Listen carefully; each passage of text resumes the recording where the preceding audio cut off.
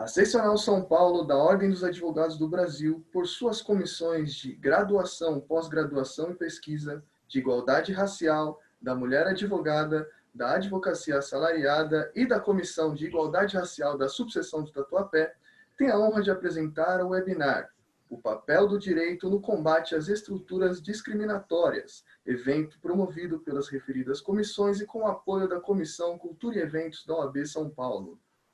Informamos que este evento compactua com 4 dos Objetivos de Desenvolvimento Sustentável estabelecidos pela ONU, os objetivos Educação de Qualidade, Igualdade de Gênero, Reduzir as Desigualdades, Paz, Justiças e Instituições Eficazes. Com a palavra, senhoras e senhores, doutora Rosana Rufino. Obrigada. Boa noite a todas e todos. Sejam muito bem-vindos a esse webinar, onde nós vamos debater o papel do direito no combate às estruturas discriminatórias. De acordo com a Declaração Universal de Direitos Humanos de 1948, em seu artigo 2º, todo ser humano tem a capacidade para gozar dos direitos e das liberdades estabelecidas nessa declaração, sem distinção de qualquer espécie, seja de raça, de cor, de sexo, idioma, religião, opinião política ou de qualquer outra natureza, inclusive sua origem nacional ou social, posição econômica e nascimento. A nossa própria Constituição Federal Brasileira tem entre os seus objetivos fundamentais, disposto no artigo 3º, inciso 3, promover o bem de todos, independente de origem, raça, cor, idade e toda e qualquer forma de discriminação. Se temos em nosso ordenamento jurídico reconhecimento do direito à não discriminação, precisamos discutir o papel do direito e, mais precisamente, de nós, pessoas que operamos o direito, na adoção de medidas, a redução da vulnerabilidade de grupos sociais que sofrem discriminações em razão de suas condições específicas. Estamos falando aqui do fortalecimento do direito antidiscriminatório para que medidas jurídicas em âmbito constitucional e infraconstitucional sirvam para coibir práticas discriminatórias como racismo, LGBTfobia, a misoginia e tantos outros, e também para a implementação e ampliação de políticas públicas de discriminação reversa ou positiva, como exemplo das cotas raciais e sociais nos cursos superiores, as cotas de gênero nas eleições, as cotas raciais no fundo eleitoral, conquista recente, além daquelas que precisamos avançar com as cotas raciais no sistema OAB. Esses pontos e outros que nós discutiremos hoje, e para isso nós recebemos aqui alguns convidados que eu vou mencionar e agradeço por ter aceitado o nosso convite. Dr. Jefferson Amadeus, que é advogado do Rio de Janeiro, criminalista, eleitorista, escritor, consultor, parcerista, mestre em Direito e Hermenêutica Filosófica. Recebemos também Dr. Samuel Vida, advogado da Bahia, doutora Cláudia Patrícia de Luna, advogada de São Paulo, conselheira seccional da OAB de São Paulo e presidenta da Comissão da Mulher Advogada. Doutora Maria Silva Aparecida de Oliveira, advogada de São Paulo, conselheira seccional da OAB São Paulo, presidente da Comissão da Igualdade Racial. E para a direção dos trabalhos, a doutora Tamires Sampaio, também advogada de São Paulo. Obrigada a todos que estão aqui. Boa noite aos nossos painelistas. Eu passo a palavra agora à doutora Tamires Sampaio. Muito obrigada, doutora Rosana. Para mim é um prazer, uma honra fazer a mediação aqui desse debate tão importante, ainda mais com pessoas que são referências para mim no direito, como é a doutora Cláudia Luna e a doutora Maria Silvia, assim também como o doutor Jefferson Samuel e o doutor Samuel Vida, que estou conhecendo aqui nessa live.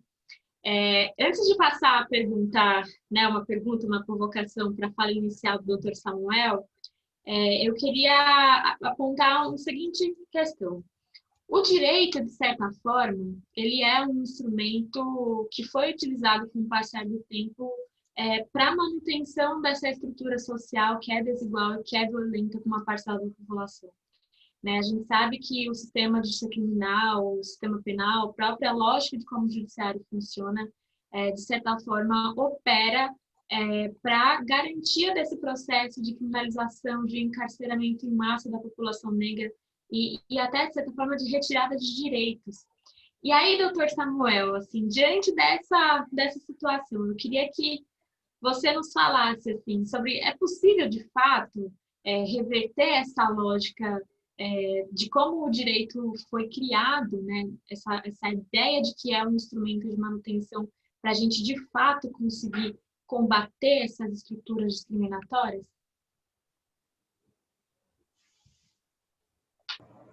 Bom, eu quero inicialmente agradecer pelo convite. É um verdadeiro presente poder participar dessa conversa, ainda mais na companhia grata de Maria Silvia, de Rosana, Rufino, conhecendo você, Tamires, reencontrando Cláudia Luna, que também muito me alegra, e conhecendo o Jefferson Amadeus. Esqueci alguém? Pela minha lista aqui, teria também a Marilis Costa, mas parece que ela não poderá participar, se eu entendi bem. Pois bem, é uma grande oportunidade essa de conversarmos um pouco sobre as experiências que a gente vem desenvolvendo em torno do direito, né? Em diversas frentes, por diversos caminhos. Mas, a partir da sua provocação, Tamires, eu gostaria de apontar para um aspecto que nem sempre nós discutimos, que é como o direito, como fenômeno cultural, histórico e institucional, é indissociável, é inseparável de uma trajetória de montagem de uma sociedade, de um aparato institucional racista. O direito como um todo, não apenas o direito penal. O direito penal é mais evidente, o comprometimento dele fica mais à flor da pele.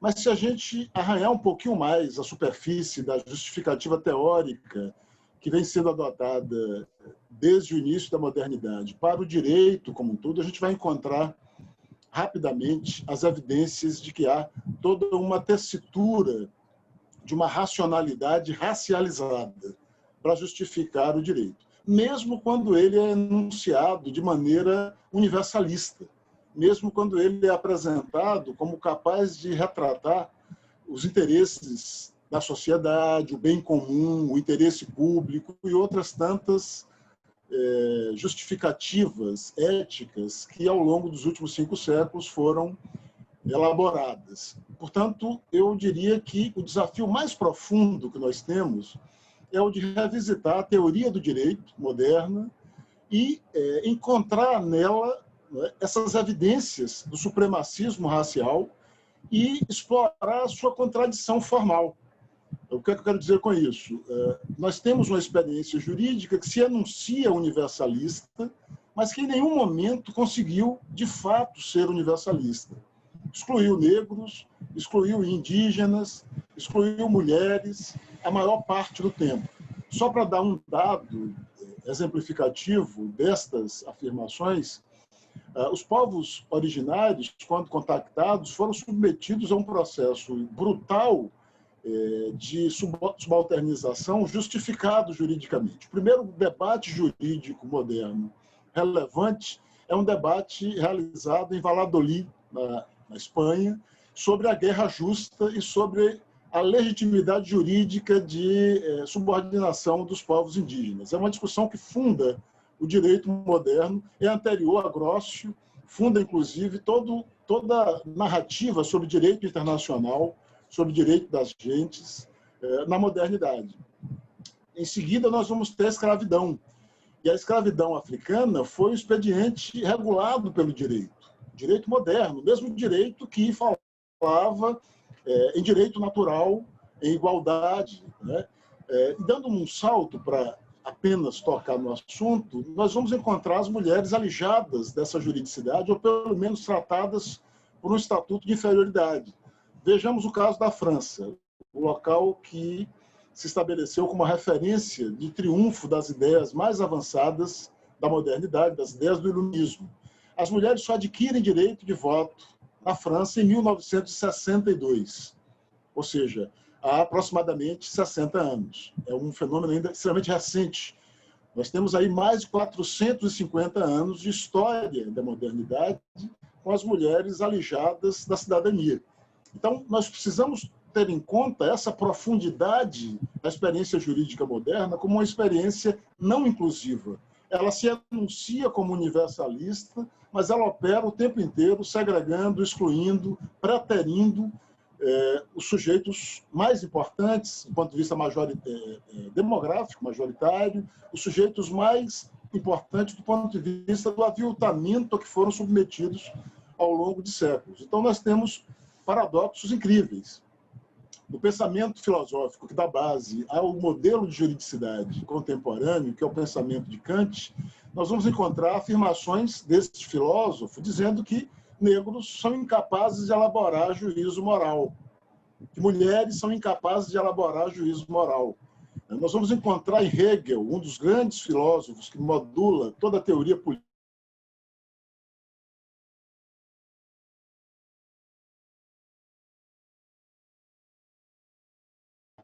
Olá. Olá. Oi? Voltou. Acho que voltei, né? Eu não estou... Bom, vocês me ouvem bem? Tranquilo? Sim, sim. Sim? Então, nós vamos encontrar em Hegel o mesmo fenômeno. Hegel vai chegar ao ponto de afirmar que os africanos são os seres humanos em estado bruto, que os negros não produzem história. Nós estaríamos, né, congelados numa situação pré-histórica e, por isso, justificaria, inclusive, todo o processo de escravização, já que seria uma oportunidade de ingressar na esfera da civilização. A principal formulação teórica da filosofia política de Hegel é a construção da ideia da dialética do senhor e do escravo. Ele produziu a formulação acompanhando a situação da Revolução do Haiti. Entretanto, em nenhum momento ele declina essa informação. Ele prefere sugerir que se trata de uma categoria abstrata, pensada em termos apenas hipotéticos, quando, em verdade, ele dialogava diretamente com o protagonismo histórico e jurídico, nesse caso, dos revolucionários haitianos, que produziram, inclusive, a terceira Constituição moderna. A Constituição do Haiti é de 1804. E é uma Constituição extremamente potente, porque, pela primeira vez, ela coloca o negro como cidadão e politiza a dimensão racial, afirmando-a como base da cidadania haitiana. Então, o primeiro aspecto, Tamires, que me parece relevante é recuperar essa dimensão profunda. Senão, a gente pode cair numa armadilha de imaginar que existe uma tradição jurídica inclusiva e aberta e que nós apenas precisamos manuseá-la. Ora, essa tradição nunca foi aberta para nós e o seu manuseio é operado a partir de pressupostos, ora explícitos, ora implícitos, que continuam nos minorizando. Quando são explícitos, vão encontrar na ciência, na teoria do criminoso nato, na teoria da superioridade racial, ou mesmo da superioridade cultural, as bases para as suas interpretações. Quando implícitas, vão operar com códigos não revelados, mas que nos rotulam e nos colocam em lugares predeterminados e sempre depreciados. Nos causa espécie uma sentença como aquela recente, adotada pela juíza no Paraná, né, estabelecendo como nexo de justificativa para a condenação de um réu a sua condição racial. Mas a gente sabe que, mesmo quando isso não é enunciado expressamente, isso é feito como parte de uma naturalização, de um conjunto de referenciais hermenêuticos naturalizados. É comum, e eu encerro esse primeiro comentário com essa observação, é muito comum que advogados e advogadas, negros, negras, sejam confundidos com réus em salas de audiência em todo o Brasil.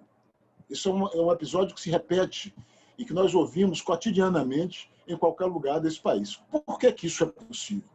Porque, no fundo, aqueles sujeitos que estão investidos naqueles lugares se sentem autorizados por uma espécie de hermenêutica informal a considerar que um homem negro, uma mulher negra, numa sala de audiência, sobretudo se for das varas criminais, é seguramente o réu, é seguramente o suspeito, é seguramente o processado.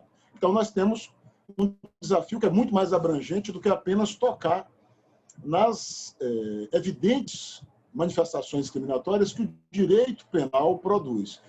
Por isso, a nossa melhor estratégia, e é isso que a gente vem aprendendo com a experiência desde Luiz Gama, desde Esperança Garcia, desde as jornadas das entidades do movimento negro, que já nos anos 90 começavam a trabalhar com advocacia negra, o Gueledés, aqui na Bahia, o Quilombo Nigerocã,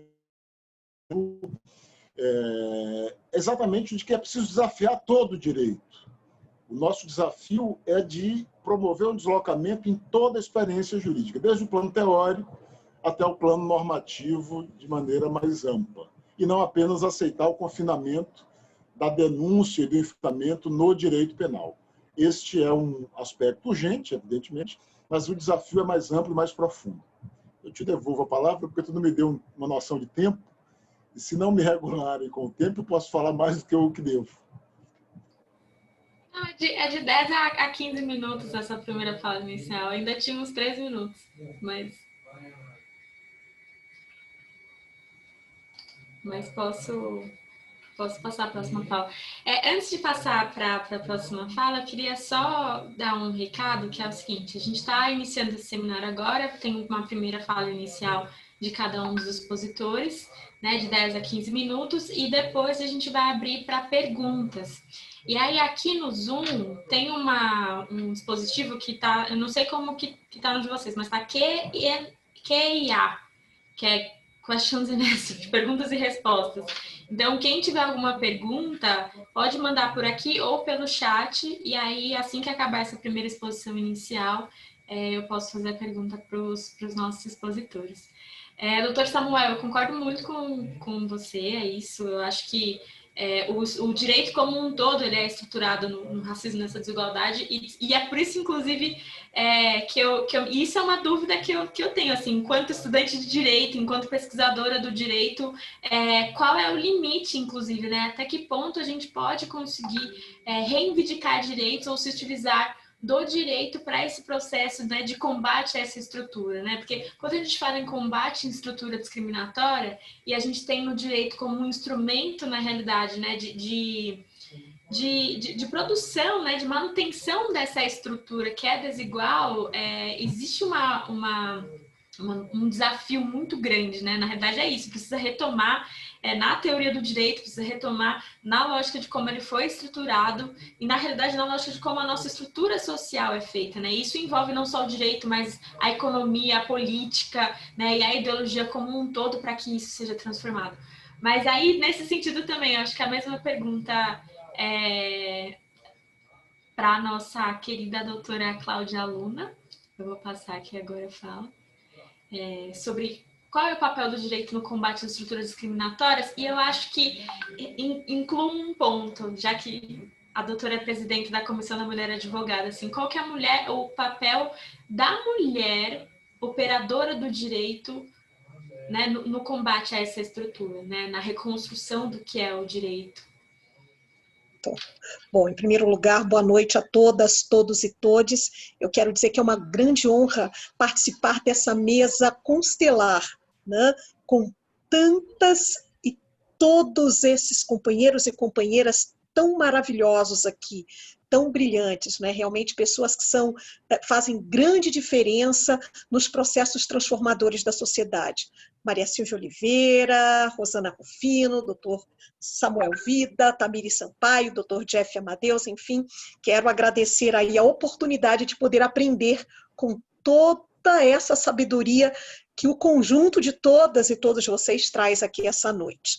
Bem, em primeiro lugar, a gente precisa pensar de que direito nós estamos falando, né? Se nós pensarmos na estrutura que compõe o direito no Brasil e como ele se consolida a partir de uma estrutura atravessada pelo machismo e racismo estruturais, a partir de uma estrutura que, para segregar pessoas negras, começa a criar marcadores legislativos, e aí eu trago enquanto marcador legislativo de exclusão para justificar a ninguémização de sujeitos negros, não é?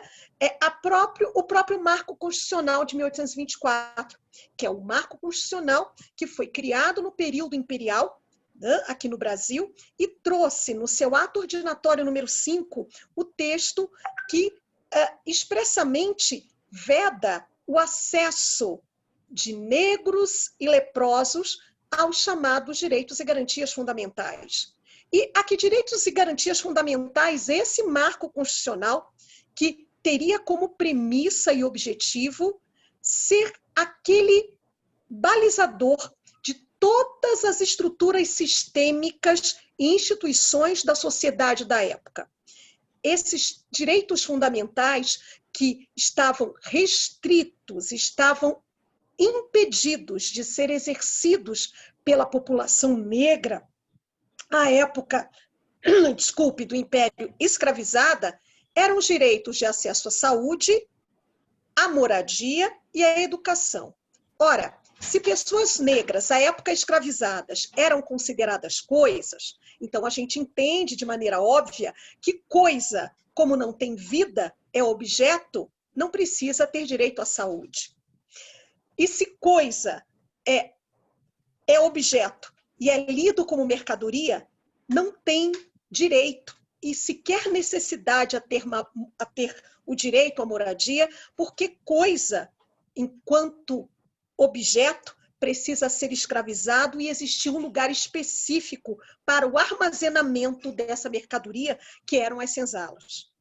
E o pior vilipêndio que eu acredito que seja significado enquanto impedimento de acesso e usufruição desses chamados direitos humanos, e é muito interessante que essa Constituição é reconhecida como Constituição cidadã, é o direito à educação.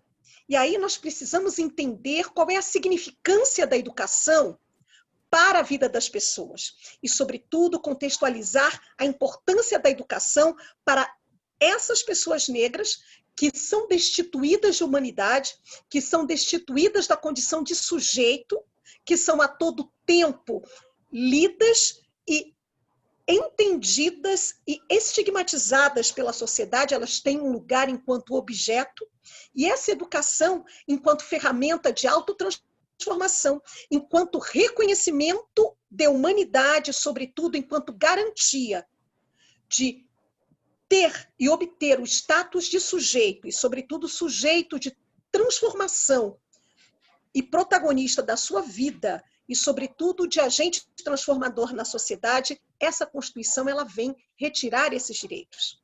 E essa Constituição de 1824, ela tem um papel fundamental, qual é esse papel? O de estruturar a construção não só do pensamento jurídico que irá construir, irá normatizar todas as instituições jurídicas, inclusive de ensino jurídico, que surgem no Brasil, mas ela irá ser a peça fundamental a sedimentar o racismo estrutural no Brasil, que já era e também atravessado pelo machismo estrutural. Então, vejam, quando nós pensamos na situação e no status da mulher negra, naquela época, a gente precisa voltar um pouco a essa história e pensar no que foi o processo de colonização nas Américas, que ele inicia a partir de um caráter exploratório dos territórios, e que não se restringe a explorar os territórios, mas os territórios exploráveis também passam a ser os corpos das mulheres. A princípio, mulheres indígenas e depois as mulheres negras escravizadas, que são traficadas das regiões, né, dos vários lugares do continente africano e trazido para as Américas e aqui para o Brasil.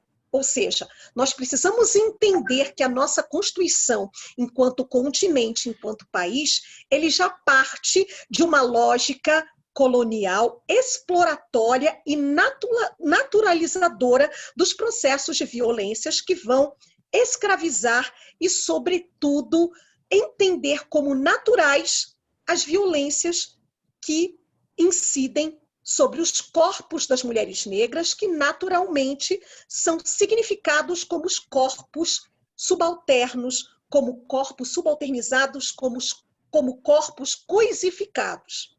E é esse direito, é essa história no período colonial que recebe essa chancela de legalidade desse marco legal regulatório constitucional e que faz com que as mulheres negras, nesse processo, experimentem nessa construção jurídica racializada um peso maior de violências naturalizadoras desse sistema que compreende que essas mulheres a todo tempo podem e devem ser excluídas desse direito, merecem, antes de qualquer julgamento por um sistema formal, o estigma de serem culpadas porque são coisas. E a partir do momento em que essas mulheres resolvem transgredir esse sistema hegemônico que contraria um sistema baseado no que é essa construção de africologia, de sistema africano de justiça, que se consolida a partir de Maat, que entende que é um sistema que parte de um pressuposto sistêmico, integrado, onde há uma unicidade do ser com o seu território e vínculos identitários e de afetos, onde esse ser está conectado ao seu ambiente, às suas histórias e construções identitárias, e a partir do instante em que essa população negra ao longo de 388 anos de escravidão, e depois de 132 anos de uma pseudo-abolição, de uma abolição fake, para utilizar uma linguagem mais contemporânea, nós conseguimos entender de maneira muito exata que esse direito que se consolida, muito diferente da sistemática ou da visão sistêmica jurídica do que seria essa construção filosófica e jurídica africana a partir do sistema de justiça Maat, a partir do sistema de justiça que traz Sangô ou Xangô como balizador da justiça, como símbolo dessa justiça, como justiça que não pune, mas a justiça que é entendida num caráter global, num caráter do indivíduo, numa perspectiva holística, e a partir do momento em que esse povo negro, que tem os seus corpos escravizados e naturalizados pelo atravessamento do machismo e do racismo estrutural, ele se coloca enquanto sujeito de direitos numa sociedade que ainda desumaniza esses corpos, esse sistema de justiça que se coloca, e esse direito, ele funciona muito mais numa lógica avassaladora, numa lógica perversa de retirar direitos e de enxergar esses corpos de maneira naturalizadamente enquanto pessoas sem humanidade.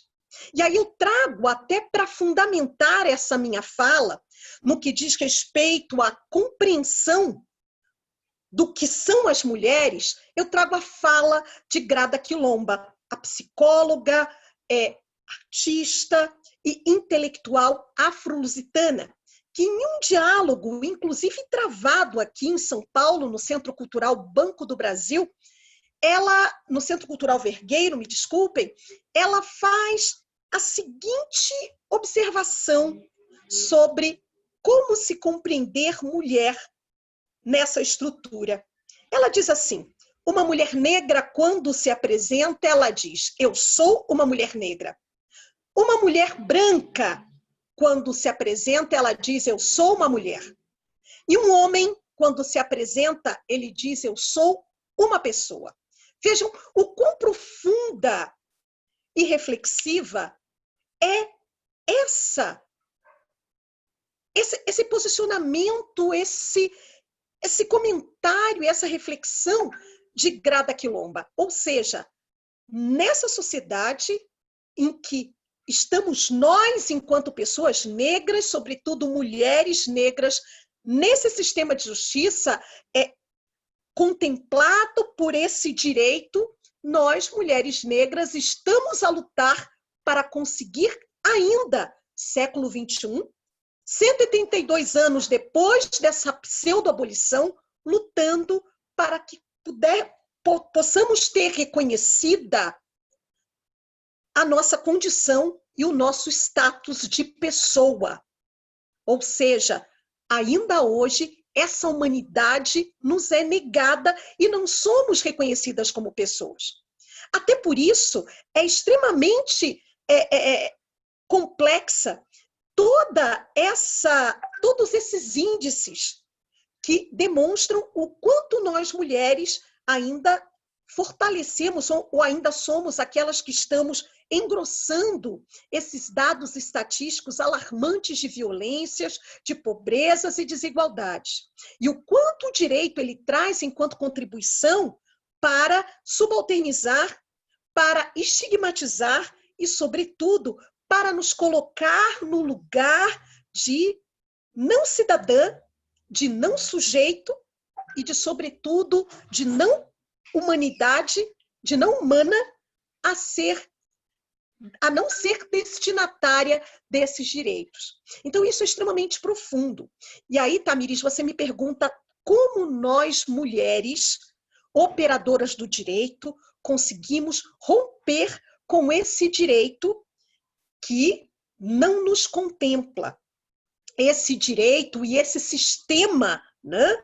Esse direito que, abrigado por um sistema hegemônico, elitista, branco, racista e classista, como nós conseguimos romper numa postura disruptiva essas situações?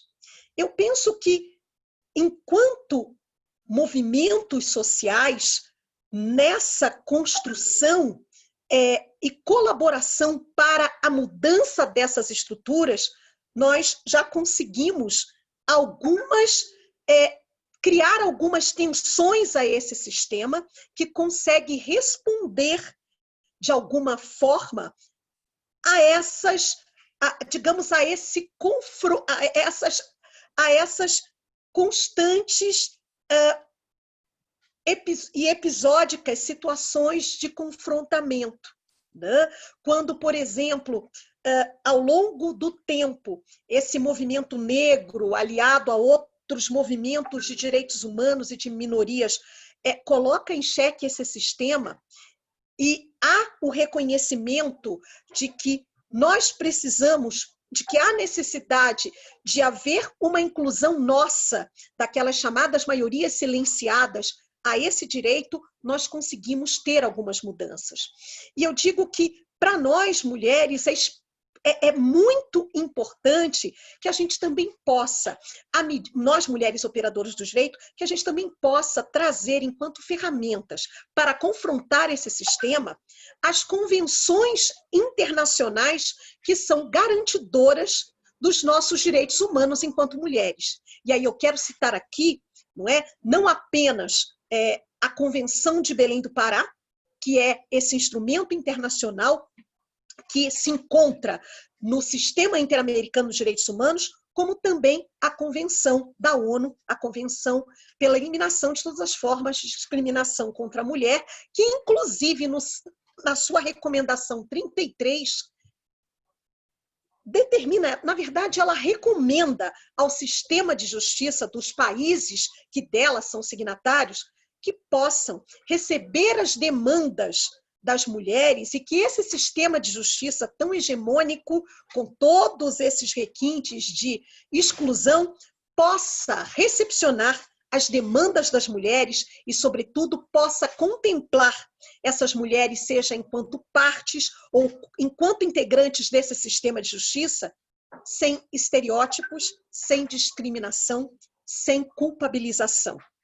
Mas em que medida nós, enquanto operadoras e operadores de direitos, ainda temos o domínio e, sobretudo, o conhecimento dessas ferramentas de ordem internacional que podem potencializar as nossas atuações de modo a fazer com que a gente consiga questionar esse sistema e, sobretudo, fazer com que esse sistema possa olhar de modo diferente, né?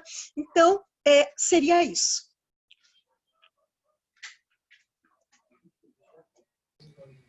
Perfeito. Eu estou acompanhando aqui os comentários no chat, né? Quem está acompanhando aqui a nossa live está gostando muito das exposições, tanto do doutor Samuel quanto da doutora Cláudia Luna agora.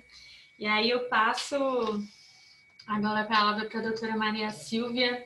E aí vou pegar um gancho desse finalzinho da doutora Cláudia. Assim, a gente, enfim, tem essa avaliação, quem tem essa avaliação crítica ao direito e o reconhece como um instrumento, né, de manutenção dessa estrutura de discriminação, entende que a gente precisa de alguma forma reconstruí-lo, né, repensá-lo, né, através da economia do direito, da economia da política também.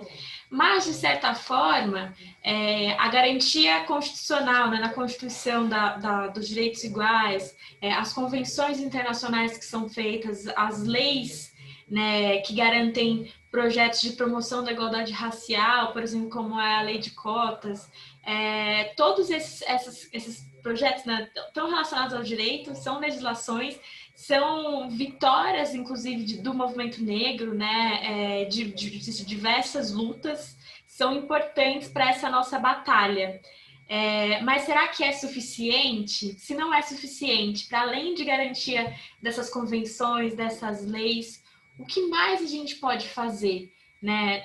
Existe alguma outra forma de utilizar o direito para o combate a essa estrutura de discriminação, doutora Maria Silvia? Primeiro, boa noite a todas, todos e todes, as pessoas que nos assistem e os nossos painelistas, né? Falar da satisfação e da honra de dividir essa sala virtual com vocês, né? De Jefferson, que eu acompanho, né? O Samuel, nossa, eu nem sei o que eu vou falar depois de ouvir o Samuel sobre as estruturas, né? Sobre o direito no combate às estruturas discriminatórias, né? Mas, enfim, eu vou tentar aqui dar a minha contribuição. Como o Samuel e a Cláudia, né, já fizeram um pequeno contexto histórico aqui, eu vou falar um pouco a partir da Constituição Federal, né? E vou tentar aí contemplar a pergunta da Tamires e já informando que eu sou um pouco cética, né, em relação aí ao direito, não é? Nesse combate às estruturas discriminatórias, mas não por conta do direito, mas por conta das pessoas que administram, né? Os operadores que instrumentalizam este direito, né? Então, eu rascunhei aqui algumas coisas e eu espero contemplar a sua pergunta, Tamires, porque quando eu falo de improviso eu fico muito perdida, né? Então, nós, como já foi dito aqui, a Cláudia Luna, inclusive, acabou de citar, nós do movimento negro, aí durante o processo constituinte, né, ajudamos na construção e ajudamos a pensar esse modelo de Estado democrático de direito que foi aí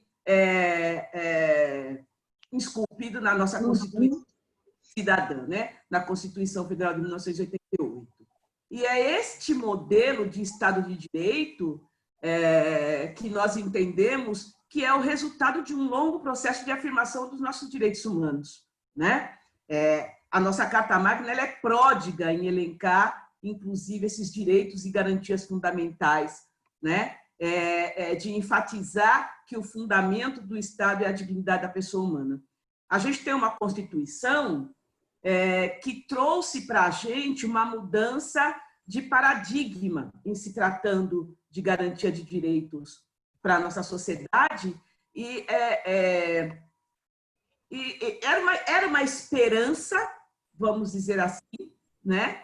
Que nós tínhamos nesse modelo de Constituição, mas a gente percebe que as práticas institucionalizadas sob o manto da igualdade formal, constitucionalmente prevista, impedem, como já foi dito aqui, que determinados grupos da sociedade, aí a gente tem os negros, negros e negras, pessoas da comunidade LGBTQI+, indígenas, enfim, impedem os não brancos de alcançarem as condições materiais que possibilitem aí o gozo de direitos fundamentais, garantidores de uma cidadania plena, né, próprias de um Estado de Direito. Certamente, o direito, a gente tem essa visão de que o direito deve ser um potenciador, né? Ele deve potencializar a emancipação dos indivíduos. O direito deveria ser a baliza de proteção a esses grupos, que acaba sendo, mas o direito acaba sendo instrumentalizado para defender e manter as estruturas sociais e a manutenção das hierarquias de poder, né? Então, para falar um pouquinho do que acontece em relação às mulheres, a Cláudia já trouxe um pouco aqui. Eu trabalho e pesquiso, né, a temática da violência contra a mulher, e à época da construção da Lei Maria da Penha, né, formou-se um consórcio de organizações feministas no processo de criação, aprovação para a implementação dessa lei, da Lei Maria da Penha. E essa construção tinha aí várias preocupações, né? E algumas perguntas deste consórcio de organizações quais seriam as implicações desta lei na ordem jurídica, por exemplo, né? Que mulheres esta lei deveria atingir? São algumas das questões que viriam aí. Bom, nós temos hoje a terceira legislação mais avançada do mundo, quando se trata de enfrentamento à violência contra a mulher, mas os anseios de proteção integral às mulheres está longe de ser alcançado. E nesse grupo específico, nós temos as mulheres negras, né? Para quais esta proteção, basicamente, no meu entender, não existe. Se nós formos aí pegar os dados do Fórum Brasileiro de Segurança Pública de 2018, as mulheres negras foram 68% das vítimas de homicídio no Brasil, né? E entre 2008 e 2018, o homicídio de mulheres negras cresceu 12,4%, enquanto para as mulheres não negras houve uma diminuição de 11,7%. Então, significa dizer que, em que pese a suposta universalidade da lei, nem todas as mulheres são alcançadas por esta proteção, não é? Nela prevista. E, nesse sentido, muitas outras leis e muitas outras normas jurídicas que nós conhecemos. Quando a gente pensa no ECA, por exemplo, né? Quando a gente fala de criança e adolescente, de proteção integral a essa parcela da população, de quais crianças e adolescentes nós estamos falando, né? Mas, por outro lado, nós temos aí algumas atuações dentro do sistema de justiça e de aplicação dessas normas jurídicas que nos dão algum alento, né? E nos faz acreditar na possibilidade de pensar o papel do direito combatendo essas estruturas discriminatórias. Então, eu acho que todos aqui acompanharam a decisão que libertou, não é, o músico Luiz Carlos da Costa. Foi um pedido de revogação de prisão preventiva, onde o douto magistrado, vamos dizer assim, para a gente usar uma palavra, né, mais ligada ao nosso cotidiano jurídico, o doutor André Nicoliti, ele pergunta na decisão por que um jovem negro violoncelista que nunca teve passagem pela polícia inspira desconfiança, né? Porque para constar em um álbum, né? Que é esses álbuns que eles usam aí para identificação de possíveis criminosos. E ele pergunta como essa foto foi parar nesse procedimento. A partir daí, o doutor Nicoliti tece uma série de argumentações a respeito da tal cadeia de custódia da prova, né, que está inserida lá no artigo 158A do Código de Processo Penal, e eu até vou deixar isso um pouquinho para o de Jefferson falar, porque eu acho que ele está mais habituado, né, com essa área criminal, que não é a minha área. Mas, assim, já para terminar, eu acredito que é desse olhar que nós precisamos, né, que carece os operadores de direito no nosso sistema de justiça, né? Mas, para isso, nós precisamos também pensar na representatividade que nós temos nesse espaço, né, de poder, né? Quando é que nós, esse grupo subalternizado, estaremos efetivamente operando dentro do sistema de justiça, já que somos aí, como já foi dito pela Cláudia Luna, os excluídos, né? Os marginalizados dentro desse sistema de justiça. Então, eu penso que é isso, Tamires, é para a gente pensar uma revisão, uma reestruturação do nosso olhar para dentro do direito, e o Samuel, creio, falou um pouquinho disso aqui, nós precisamos estar inseridos nesse sistema, né? Então, nos cursos de direito, né? Nas pesquisas sobre as temáticas de direito, a gente tem um trabalho bastante bonito de uma conselheira seccional, a doutora Ana Lívia, que ela vem falar do racismo estrutural dentro do sistema imobiliário na cidade de São Paulo. Então, são olhares completamente diferenciados para as nossas temáticas de direito, não é? Eu creio que é isso. Talvez, não sei, como eu falei, até em função da idade, talvez eu seja muito cética em relação a algumas temáticas, né? A algumas coisas. Mas eu vejo aí que tem uma juventude bastante de uma potência muito grande dentro dos estudos de direito, e você, Tamires, é um exemplo, né? Que talvez eu não veja, né? Mas é possível que realmente o direito, não é, seja um elemento, um fator de combate a essas estruturas discriminatórias, né? Pelo menos é o que eu espero, né? Eu acho que é um pouco isso. A gente pode voltar aí para as questões.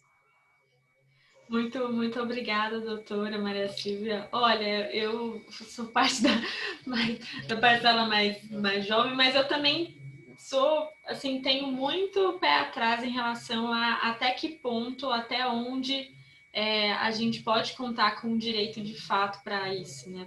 Inclusive, por conta de tudo que foi explanado aqui para a gente, sabe? Tanto na fala do doutor Samuel, da doutora Cláudia, a sua fala agora, e eu acho que assim, tem um ponto que é fundamental, que você pontuou, e aí eu vou aproveitar isso para puxar o gancho para passar a fala para o doutor Jefferson, que está relacionado a quem é o operador de direito, né? Porque é isso, se a gente for olhar a foto do Tribunal de Justiça aqui de São Paulo, os embargadores, o Ministério Público, são todos majoritariamente homens brancos de classe média alta, ou seja, fazem parte de uma parcela da sociedade que se beneficiam dessa estrutura de desigualdade, que são privilegiados por isso. E aí é muito difícil que pessoas que são privilegiadas por essa estrutura de desigualdade, de violência, de discriminação, operem para a transformação disso, porque para eles está muito cômodo essa situação. Né? A forma como o direito opera é, de fato, a igualdade para eles. Né?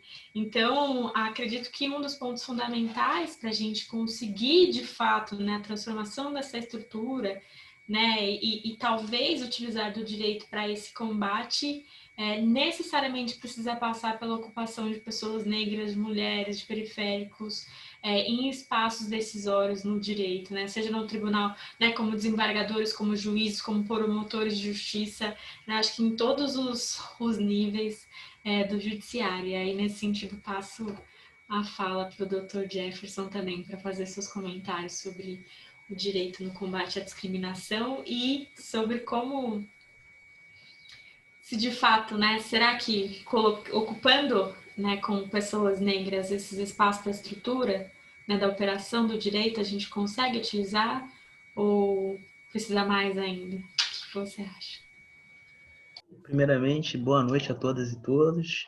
Todos, eu queria dizer aqui da minha alegria, felicidade de estar aqui com vocês, principalmente como eu havia dito, com uma mesa majoritariamente composta por mulheres negras.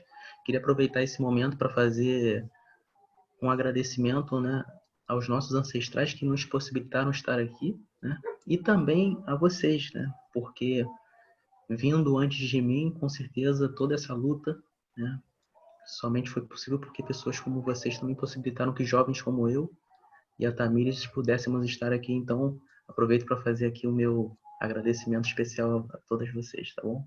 E ao querido irmão Samuel também.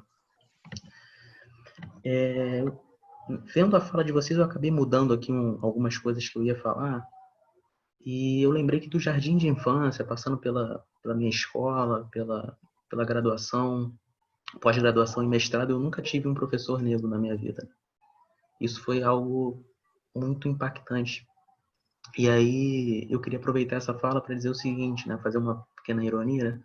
Todos os estudantes de direito hoje que saem das maiorias das faculdades de direito, eles poderiam fazer uma ação coletiva a fim de reaver o dinheiro que eventualmente eles tenham gasto com o tempo, porque o que se tem ensinado hoje, na verdade, como promessa de felicidade, é uma verdadeira publicidade enganosa.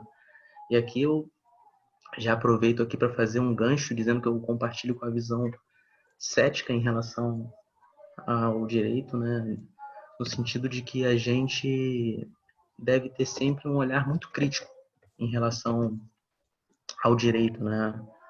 E com isso eu quero dizer o seguinte, que a gente não pode ter nenhuma ilusão sob pena de nós nos transformarmos em vendedores de ilusão, vendendo como promessa de felicidade algo que historicamente foi feito para moer nossos corpos, como a gente bem sabe, né? E aqui eu aproveito, inclusive, para fazer uma citação aqui a um autor que eu gosto muito, que é o Stokely Carmichael, onde ele analisa a questão da importância da história, como trouxe o querido irmão Samuel e todos vocês, que ele diz o seguinte: como as teorias revolucionárias se baseiam na análise histórica, é preciso estudar. É preciso entender a história de alguém e é preciso fazer a análise histórica correta. No momento correto, você faz o salto histórico e se lança para a luta. Não só isso, você não pode se atacar realmente se você não acredita no que você está dizendo, se você não conhece as respostas. 14 meses atrás, ficou claro para mim que a comunidade preta estava indo para o caos político. Eu sabia que não tinha as respostas, por isso não fazia sentido ficar aqui continuando falando sobre algo que eu não conhecia. Porque eu não deveria ficar aqui para aparecer na televisão e gritar muitas bobagens. Isso causaria confusão na comunidade. E eu não queria fazer isso. A confusão é a maior inimiga da revolução. E aí eu estou fazendo essa citação, né, porque realmente quando a gente não tem um dos grandes problemas do direito, né, que eu percebi durante a graduação, é a ausência de interdisciplinariedade, né? Eu confesso que hoje eu tenho muito mais paixão pelas matérias fora do direito do que necessariamente pelas matérias jurídicas, né? Então, eu fui para psicanálise, depois fui fazer filosofia, né? E eu consegui ter uma visão, digamos assim, de fora, né?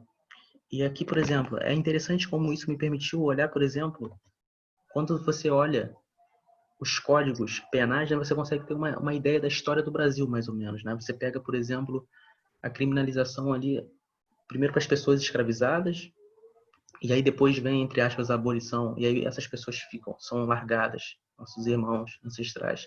E aí você vem a criminalização da capoeira, dança, de tudo, da mendicância, de tudo aquilo, né? E aí depois que você vai passando, você vai olhando, vem revolução industrial, então a proteção do patrimônio, você tem crimes patrimoniais que têm a pena maior do que, por exemplo, homicídios, do que crimes contra a vida. E aí você vai passando e você vê agora, recentemente, criminalização dos movimentos sociais, né? Então, quando você vai olhando, de certa forma, a gente consegue ter uma ideia, mais ou menos, a que se dispõe o sistema punitivo. E é justamente nesse sentido que a gente, principalmente enquanto pessoas negras, a gente não pode ter nenhuma, digamos assim, sedução em relação ao direito penal. E aqui eu lembro uma metáfora de um autor argentino que ele fala da comparação do sistema penal com a guilhotina, né? Que às vezes acontece da pessoa ficar olhando para a guilhotina e ela fica encantada com a beleza da lâmina, mas ela acaba esquecendo que aquilo é uma guilhotina, de modo que ela é feita para cortar cabeças. E o direito penal, nesse sentido, é justamente isso. Quando a gente olha há pouco tempo atrás, como houve um certo encantamento com o sistema punitivo, a gente consegue perceber que não se deram conta que o direito penal é como um bumerangue. Você joga, mas ele volta. E geralmente sempre contra a gente. Mais ou menos porque, como vai lá dizer o Galeano, né, ele é uma teia de aranha, né, feito para pegar pequenos insetos, porque os grandes destroem a teia, né? Uhum. Ou seja, ou como uma serpente, né, ele vai dizer também, porque só pica os descalços. Quem são os descalços? A gente sabe. Então, a gente não pode ter nenhuma ilusão nesse sentido com relação ao direito. Mas e aí? Também fica a pergunta, né? Então, o que a gente faz? Deita e chora? Né? Aí eu gosto muito de uma passagem do Luiz Gama, em que ele vai dizer que o direito jamais será um instrumento de libertação do povo. No entanto, ele deve ser sempre utilizado estrategicamente, né? Então, foi esse, por exemplo, um dos motivos que, quando me perguntaram aqui, a gente teve uma ADPF, que ficou conhecida como ADPF das favelas, onde os movimentos sociais hermanados conseguiram suspender as operações policiais aqui no Rio de Janeiro. E eu me lembro que no início as pessoas perguntaram, pô, mas para que a gente vai fazer isso se de fato a gente vai perder e tal? Eu falei, cara, Luiz Gama, a gente tem a possibilidade de usar o direito, então vamos usá-lo. E, por incrível que pareça, a gente conseguiu algo histórico que, de certa forma, vai servir de norte para que as políticas públicas, né, possam vir a ser pensadas, porque a partir de agora a gente terá dados concretos para dizer, olha, reduziu as operações policiais, aumentou-se a quantidade de pessoas vivas, foi bom, inclusive para os policiais também, que houve uma redução histórica da morte de policiais, enfim, só houve ganho. Então a gente tem um material empírico para a gente poder, a partir dessa vitória conquistada pelo direito, né, enfim, influenciar nas lutas, né, de alguma forma, não sei aqui o tempo, né, mas eu acho que, eu já vou encerrar porque eu quero ouvir vocês também, né, eu acho que, né, no que diz respeito aqui ao sistema punitivo, é exatamente isso, a gente não levar em consideração que o direito, ele, de certa forma, é um instrumento de estabilização das expectativas do mercado, né? Então, a gente tem que sempre levar em consideração, por exemplo, é só olhar por que o Bolsonaro não caiu, né? Porque ele, de certa forma, mantém os interesses de uma elite, ou seja, de uma oligarquia que é interessante para ela que ele continue aí, né? E quando você olha, por exemplo, a história do Brasil, né, sempre existiu uma oligarquia, né, apenas com modificações internas. Por exemplo, os primeiros donos do engenho de açúcar, depois os comerciantes de pessoas escravizadas, depois os grandes industriais, né, até chegarmos hoje no que temos aí, banqueiros, rentistas, enfim, toda essa gente se beneficia com toda essa tragédia, né? Então, é nesse sentido que o direito, de certa forma, vai manter justamente isso, até porque a gente tem, entre aspas, um sujeito que lá está responsável pelo interesse dos banqueiros, que é o Rodrigo Maia, que não vai fazer nenhuma abertura de impeachment. Então você vê que tudo é um sistema, está tudo encaixadinho, né? Então a gente, de certa forma, não tem nenhuma ilusão em relação ao direito, mas, né, por outro lado, quando eu olho, principalmente, e aqui eu já vou fechar, né? Pessoas como vocês, assim, que permitiram que a gente estivesse aqui. Eu me lembro daqueles protestos que teve no Rio de Janeiro também, Vidas Negras Importam, que eu tive a honra de poder participar ali da organização. Aí eu vendo aquelas pessoas, né, assim, eu senti que, de fato, não tem mais jeito, sabe? Não tem mais jeito, não tem mais licença, a gente vai chegar, entendeu? Eu acho que, de certa forma, uma coisa que o inclusive eu estava conversando hoje com o meu querido irmão Silvio Almeida, a gente, espaços como esses aqui são importantes porque eu particularmente, assim como eu, vários irmãos estão adoecidos porque é uma coisa insana, né, tudo isso que acontece. Então, eu acho que assim, não tem mais jeito, a gente não tem que ter medo do poder, a gente vai chegar nesses espaços, vamos ocupar. E acho que é isso. Basicamente, eu tinha outras coisas para falar aqui, mas eu vou falando ao longo do tempo, conforme forem aparecendo as perguntas aí. Tá bom? Obrigado por estar aqui com vocês. Muito obrigada. É isso, eu acho fundamental esse reconhecimento de fato, sabe, Jefferson? Porque é isso, se não fosse os que lutaram, os que sangraram para que a gente pudesse estar onde a gente está, esse debate que provavelmente não iria acontecer, né? Você citou o Dr. Silvio Almeida. O Dr. Silvio, eu tive a oportunidade, a honra de ser orientanda dele agora no mestrado. Sim. Você não teve aula com professores negros. Eu lembro que na graduação eu fiz Direito no Mackenzie pelo ProUni, né? E eu tive aula com uma professora negra no meu último semestre. E eu lembro que no primeiro dia de aula, quando eu vi ela, eu fiquei assim, nossa, eu finalmente, no meu último semestre, estou me vendo nessa universidade. Estou me vendo, inclusive, ocupando um espaço que eu sonho em ocupar. Né? Porque eu entrei na faculdade de Direito querendo ser do Ministério Público, até que eu descobri que o Ministério Público é mais um carrasco do Estado do que defensor da sociedade. E aí, durante a graduação, me surgiu, né, e foi crescendo esse sonho de ser professora universitária. Só que a gente não se vê na universidade, é muito difícil concretizar isso, né? Só que no último semestre, eu tive aula com essa professora e foi assim...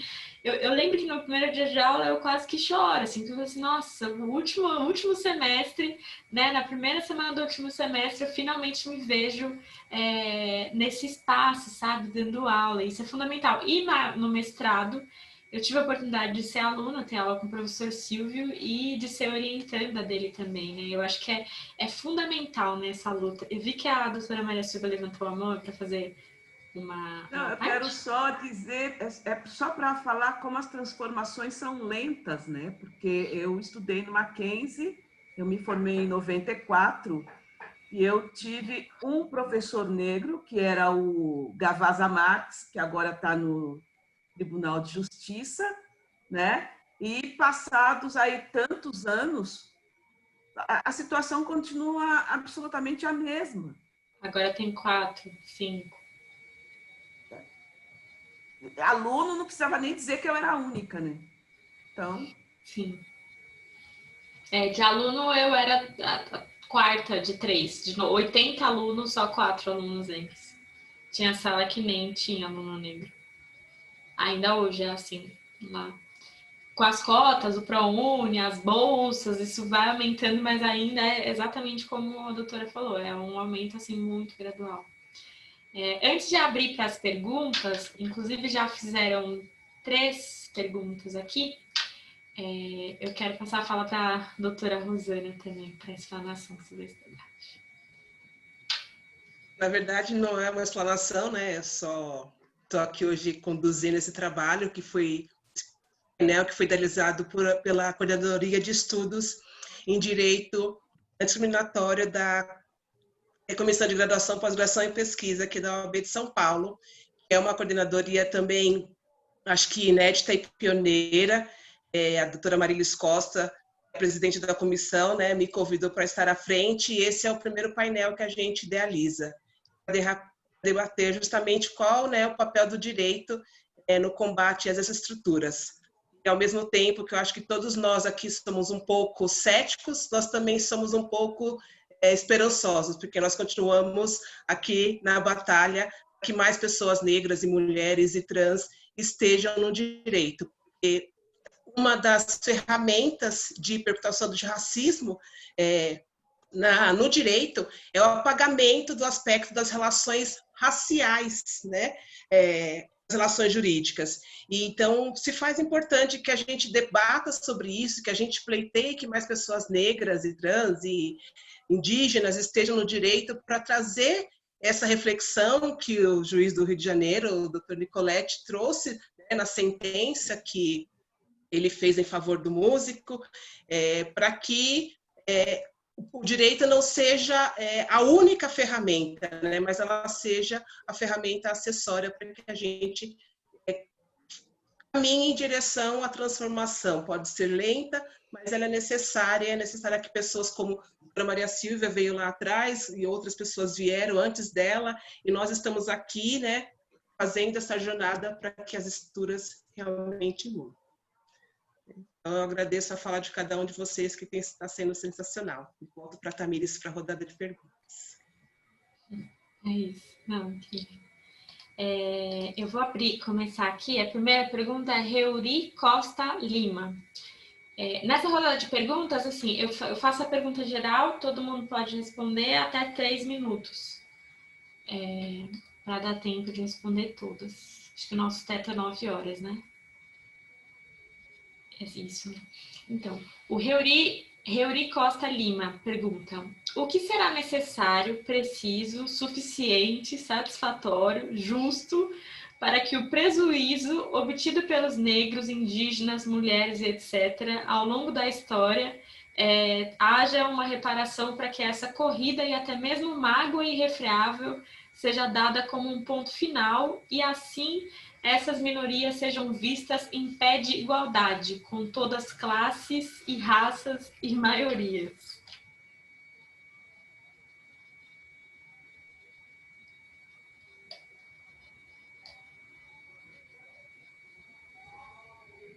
A gente pode fazer a mesma ordem da fala? Ou o contrário? Acho que o Jefferson abriu, acho que ele já está pronto para responder. Se alguém quiser responder antes de mim, eu não vejo problema, não. Eu vou fazer a ordem inicial. Doutor Samuel, por favor. Bom, é muito interessante a pergunta, porque eu acho que ela dialoga com o sentimento de ceticismo que nos anima, né, nos atravessa. Mas, como já foi dito aqui, esse ceticismo não deve ser entendido como a desmobilização. Ele deve ser entendido como o convite à reflexão sobre a grandiosidade da nossa tarefa. Não é uma tarefa que possa ser enfrentada por uma pessoa, por uma organização, ou que se confunda com uma conquista pontual. Nós estamos falando de um enfrentamento, de uma estrutura, de um mecanismo poderoso de organização do poder. E não só o poder formal, o poder estatal, mas o poder na perspectiva, inclusive, Foucaultiana, das relações que definem a subordinação e a assimetria nos contatos entre as pessoas.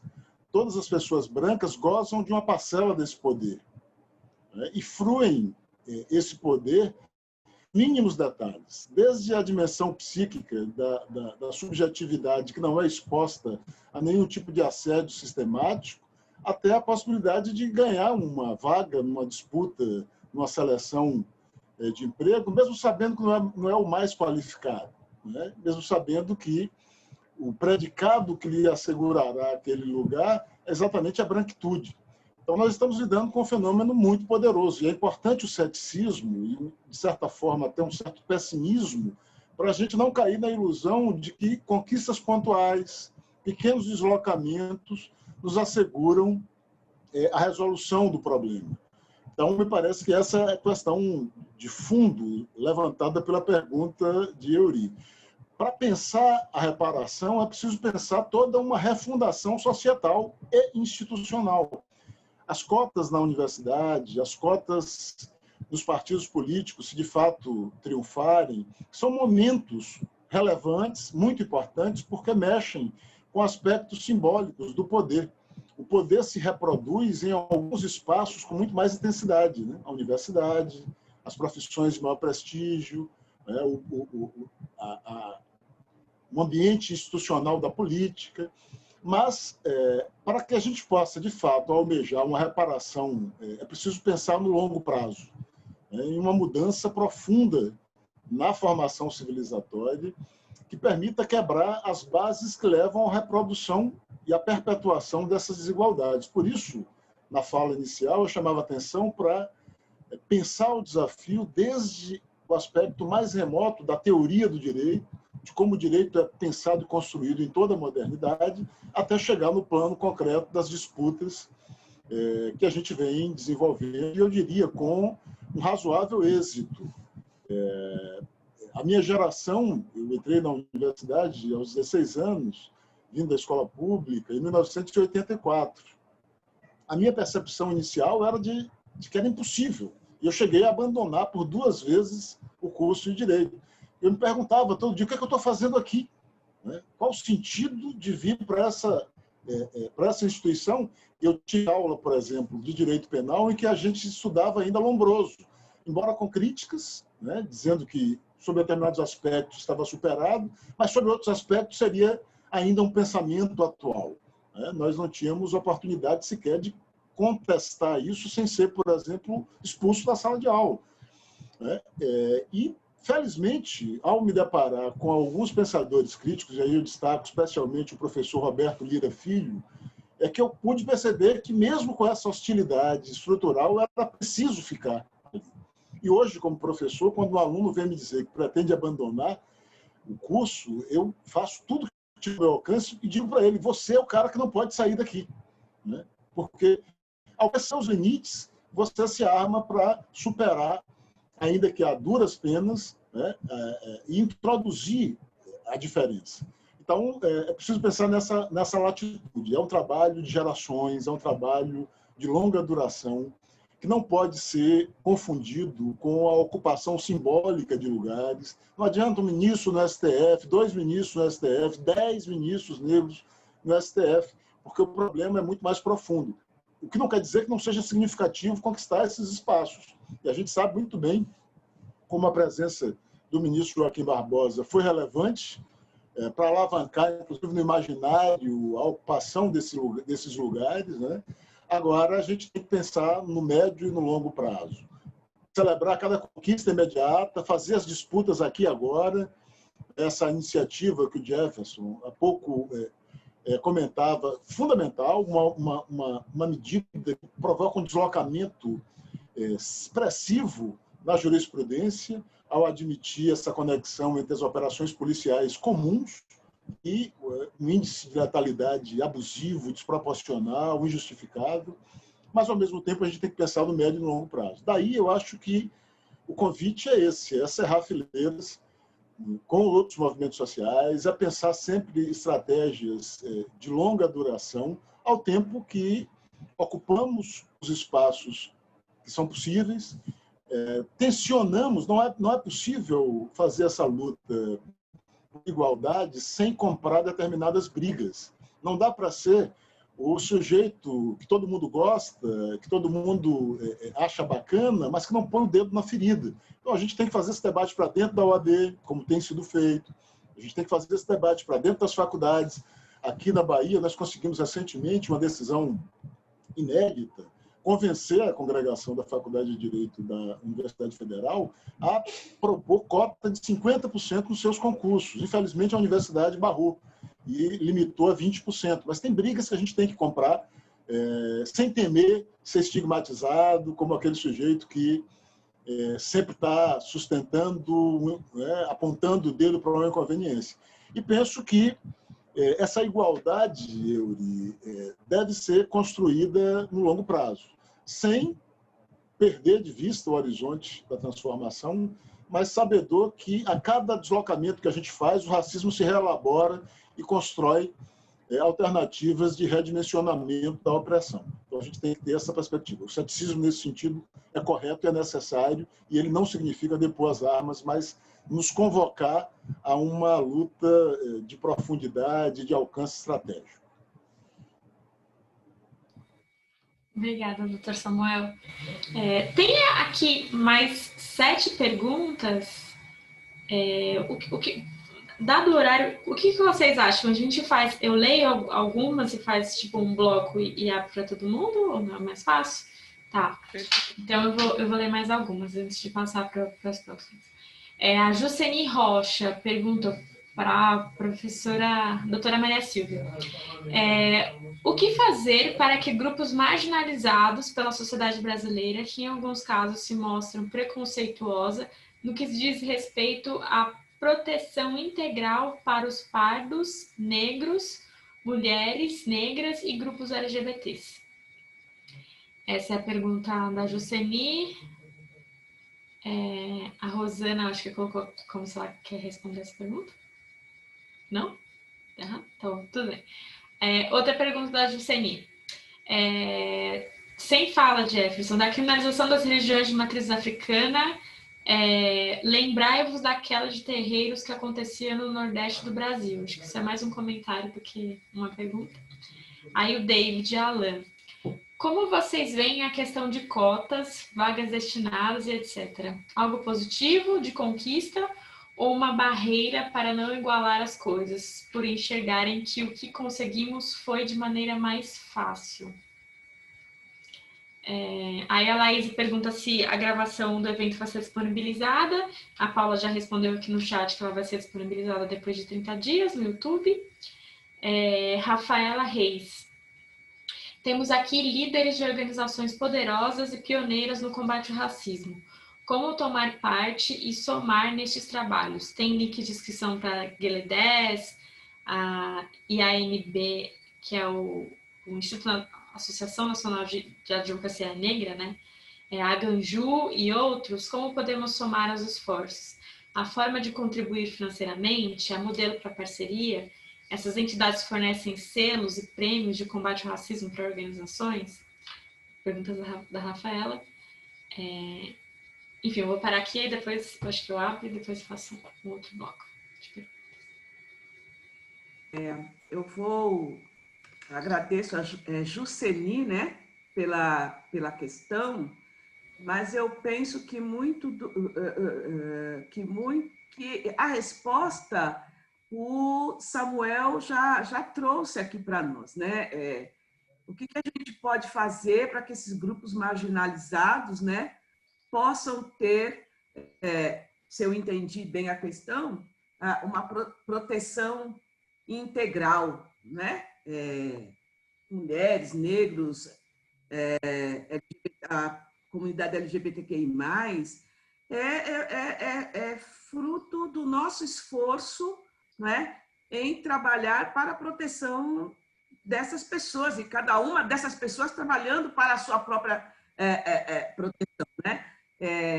Nós temos aí o movimento negro, que nós chamamos de movimentos negros, porque são muitas organizações que atuam das mais variadas pautas, né? Educação, segurança alimentar, questão quilombola, né? O GLE10, uma organização aqui urbana, né? Pensando a promoção e valorização das mulheres negras.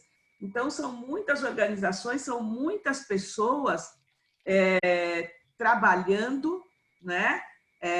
E lutando aí pela emancipação da população negra, pelo reconhecimento, né, por justiça racial e justiça social por essas ditas minorias. Enquanto a gente vinha conversando aqui, eu estava me lembrando de uma atividade, um webinar que nós fizemos aqui recentemente, e o professor Ramatiz, né, respondeu a uma pergunta que lhe perguntaram sobre como fazer parte do movimento negro, né? O movimento negro, e ele foi muito legal a resposta dele, porque o movimento negro não são só as organizações. O movimento negro não é uma instituição, não é uma entidade. Todos nós somos movimentos negros a partir do momento que a gente resolve lutar contra essas estruturas, né? Essas estruturas raciais que hierarquizam as nossas relações sociais, né? E não é preciso estar dentro de nenhuma organização para fazer isso, né? E aí, coincidentemente, eu não lembro nem se foi ontem ou se foi hoje, eu conversava aqui em casa sobre nós sermos seres revolucionários, né? No sentido de que nós não precisamos necessariamente, pensando a revolução como essa tomada de armas e tal, não é necessariamente isso, mas nós podemos ser esses agentes de revolução quando a gente começa a revolucionar a nossa própria vida, né? Mas dentro desse entendimento de que a gente precisa mudar essas estruturas a partir do que a gente pode fazer. Então,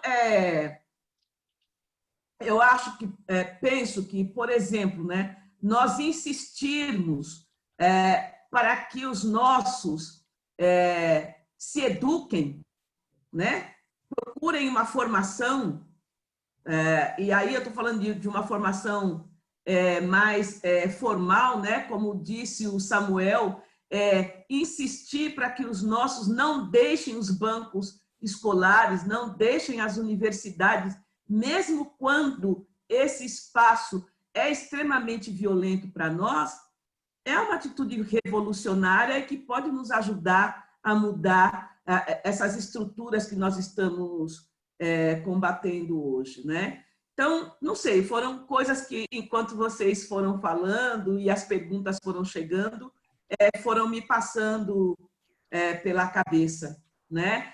Que é isso, o fato de nós sermos céticos não quer dizer que nós vamos largar tudo, né? E não vamos incentivar os que estão vindo aí com a gente, não, como, por exemplo, de Jefferson, ou a Tamires, ou a Paula, que eu estou vendo aqui a foto dela, né, que são jovens, né, que estão aí nessas estruturas do direito ou de outras áreas de atuação, né, que eles não venham fazer essa tensão, como disse aqui o Samuel. Porque é isso.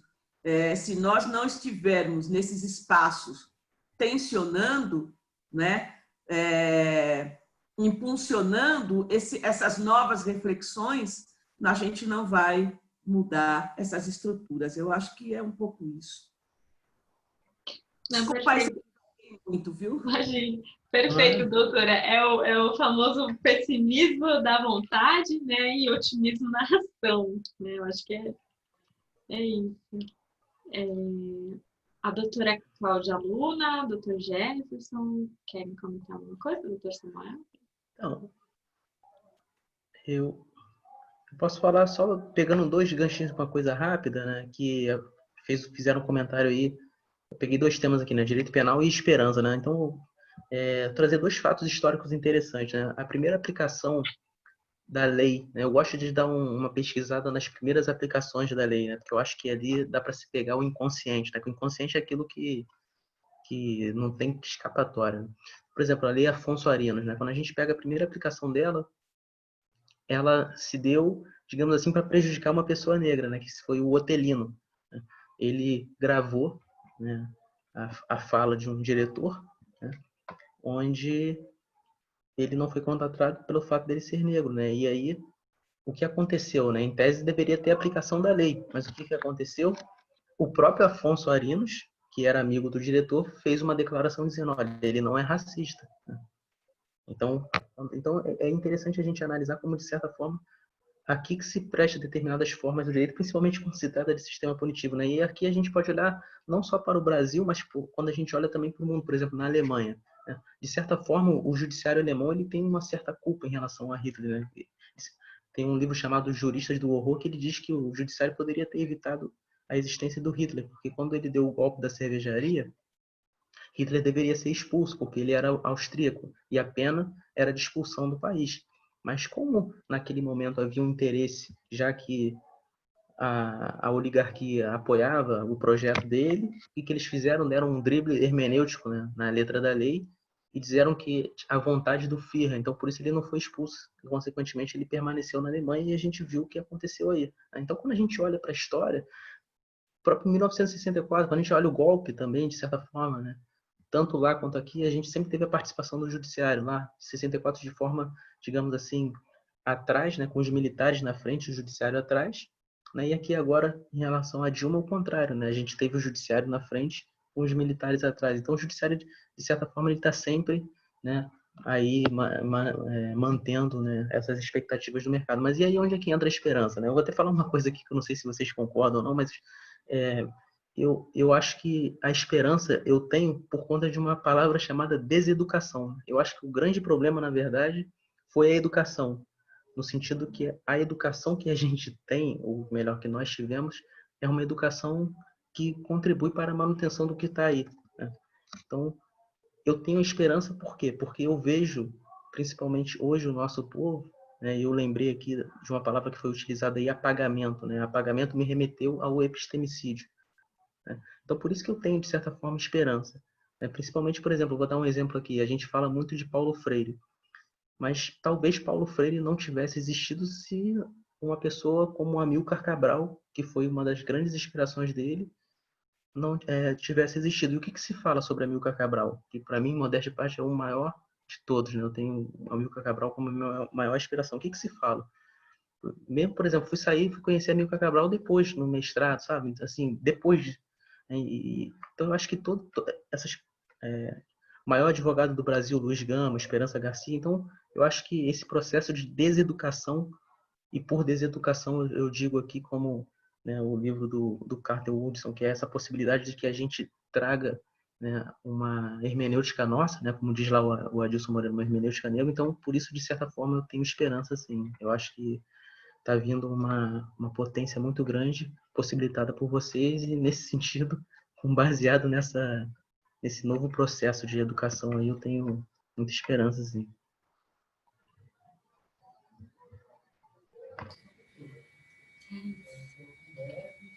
Doutora Cláudia?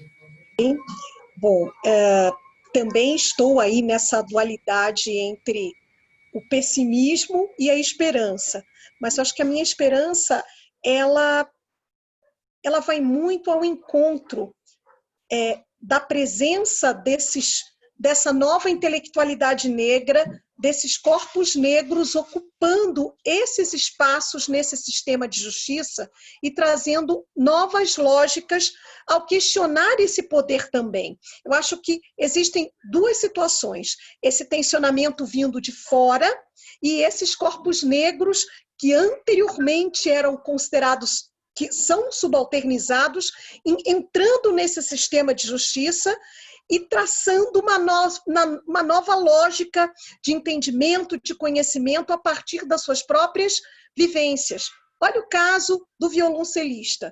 Se não tivesse o corpo negro e a presença do juiz negro, do Dr. Nicoletti, nesse sistema, né, será que a resposta teria sido a mesma se fosse a caneta ou o entendimento de um juiz não negro? Então, a nossa presença nesse sistema também causa uma disrupção, também causa um tensionamento. Primeiro, porque a gente sofre de maneira perversa toda essa violência desse sistema que a todo tempo quer nos abortar, porque quer lembrar de maneira reiterada que o nosso lugar não é ali, porque nós não fomos feitos para pertencer àquele lugar. Mas, por outro lado, é um sistema que ainda padece muito de novas visões e é um sistema adoecido, é um sistema desgastado por conta desse racismo, dessas estruturas que são tão arcaicas, que são permeadas por todas essas desigualdades. Mas é um sistema adoecido, mas eu penso que a nossa presença nesse sistema tem muito a trazer, muito a contribuir e, sobretudo, a trazer novas potências e dimensões e a revelar, sobretudo, todo aquele apagamento, todo aquele epistemicídio que sempre fez com que a nossa não existência, o nosso não pertencimento pudesse a todo tempo ser reafirmado. Então, qual é a minha visão de futuro? Daqui a 10, 20 anos ou mais, a tendência é que a gente ocupe esse sistema. E esse sistema, principalmente nesse contexto em que nós estamos, é um sistema que está sendo colocado em xeque. Trazer a pauta antirracista para o centro das discussões de toda a sociedade é algo que, nesse instante, se consolida como inevitável, irrefreável e irreversível. E essas situações, não é? Esse contexto, ele também ele será ressignificado e vai ter uma outra pauta, vai ter uma nova lógica a partir daí. Porque a branquitude está desesperada, porque está consumindo literatura, quer saber como é que ela vai se defender disso tudo, porque ela está sendo colocada em xeque. E ela não tem respostas, a não ser uma mudança de postura também. Só que eles querem saber como. Não adianta mais aquele papinho que a gente já entendeu como falácia de levantar a hashtag Black Lives Matter, não, porque isso não cabe mais. Esse golpe não está cabendo mais, está feio, não é? E também não cabe mais às instituições fazer aquela situaçãozinha fake de nos tokenizar, dizer, olha, tem uma pessoa negra aqui para dizer que a gente discute racismo, porque isso também já está sendo desmascarado. Então, nós estamos numa fase muito interessante. Nós estamos lidando com ultraconservadorismo, mas que, ao mesmo tempo, nos convoca a criar novas estratégias de luta e resistência. Olha o exemplo da coalizão negra por direitos, onde movimentos negros diversos se reúnem e, a partir das suas potências e especificidades, estão confrontando de maneira tratorante esse sistema, e esse sistema não sabe mais o que fazer. Então, a minha esperança vem de esperançar, não de uma esperança passiva, esperando que algum dia as coisas mudem, mas de uma esperança ativa, de saber que essas estruturas vão mudar cada vez se a gente se aquilombar de maneira estratégica, para que a gente possa, de modo coletivo, também pensar nessas transformações, apesar de serem quase que inimagináveis e impossíveis. É isso. Exatamente, exatamente. Olha, pelo adiantar das horas, eu vou ler aqui as últimas, tem 7 perguntas, e aí eu vou passar um por um para responder, porque são 20 para as 9. Você levantou a mão, doutora Rosana? É só respondendo a pergunta da doutora Rafaela Reis. Eu acho que vou falar em nome do Instituto de Advocacia Negra Brasileira, né, o IAMB, mas nós aqui temos o Guilherme, o Aganju, o Jeff, que faz parte do IDPN, que é o Instituto de Defesa da População Negra, né? Temos vários coletivos e várias frentes de luta, sim. Claro que a gente precisa, né, de recursos financeiros, mas eu acho que precisa mais de pessoas que estejam na luta, né, junto com a gente, para dar continuidade ao trabalho que nós estamos construindo. Porque é aquilo, né? Sem pessoas negras no direito, não há direitos para todos, né? Então, eu vou deixar aqui, acho que no chat, o link para quem quiser fazer parte, conhecer os nossos institutos, e eu convido a todos os nossos colegas aqui. Legal. Tá. Eu vou ler aqui, são 7 perguntas, algumas são comentários. Primeiro, do Cláudio Pinheiro. Com a criminalização do racismo, eu achava que a sociedade melhoraria, pois os racistas agora seriam presos. Mas o que se vê é que toda ação de racismo é rebaixada para injúria racial e acaba em pagamento de cesta básica pelo criminoso. Podemos crer que haverá evolução na sociedade no Brasil enquanto os criadores de leis forem corruptos? Há como insistir legalmente para que a pessoa pague por racismo? Aí, uma pessoa está como Windows. Uma vez que o problema de preconceito e prejuízo é bem mais profundo e complexo do que vemos, o que podemos fazer para que essa situação seja revertida e consigamos ser vistos com igualdade e mais que igualdade, sejamos vistos com respeito? Aí, um anônimo. Como pessoas brancas podem colaborar com a inclusão dessas minorias, não só no direito, mas na sociedade como um todo? Aí a Maria Vitória. É possível afirmar que essa nova era social digital tem sido essencial para o enfrentamento do preconceito como um todo? O racial, LGBTQI+, o físico, etc. Eu, particularmente, tenho percebido que cada vez mais tem tomado proporções revolucionárias. Eu me sinto vivendo um momento histórico, onde coisas que sempre foram absurdo, inimagináveis, finalmente têm sido reconhecidos como tais, têm sido repreendidos. Apesar de ser um processo lento, vocês concordam que a internet tem ajudado o movimento? Pergunta interessante. Sendo o direito um espaço majoritariamente branco, como pensar em práticas antirracistas quando temos um judiciário quase em sua totalidade comunga de ideias racistas? Pergunta do Pedro Henrique.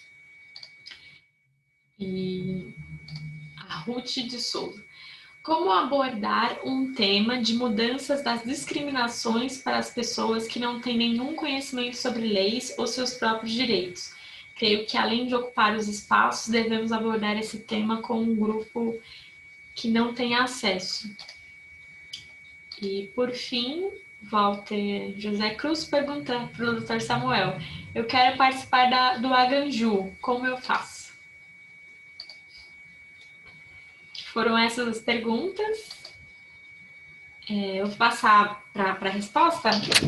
E aí a gente pode usar o contrário da última, o começa com Jefferson e termina com... Pode ser assim? 5 minutos? Até 5 minutos? Eu aviso aqui no show. É bem assim, eu tô comentando 5 por conta do tempo, mas se estender um pouquinho, tudo menos bem. até, né, Tamires? 3, porque... 3 minutos? Tá, tudo bem, 3 minutos. Eu tava querendo para mais, você porque às 9 horas a gente tem que... a gente pensando nos funcionários, né, da OAB que estão cumprindo o horário de trabalho, estão aí nos bastidores. Entendi. A Danilo, o Thiago, Rian. Entendi, então, gente. Isso, 3 minutos. Dr. Jefferson? Bom,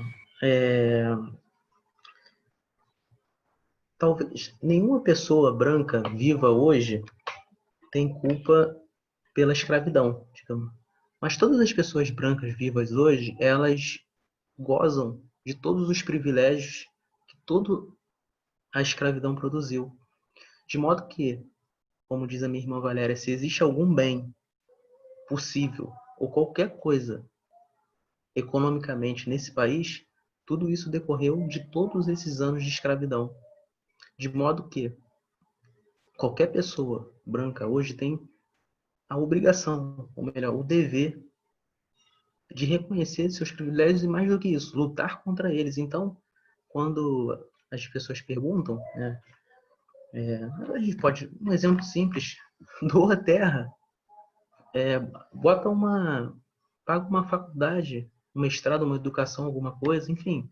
Na verdade, é mais só uma provocação, né, mas eu acredito muito que as mudanças virão, né, utilizar uma palavra aqui, né, do aquilombamento, né.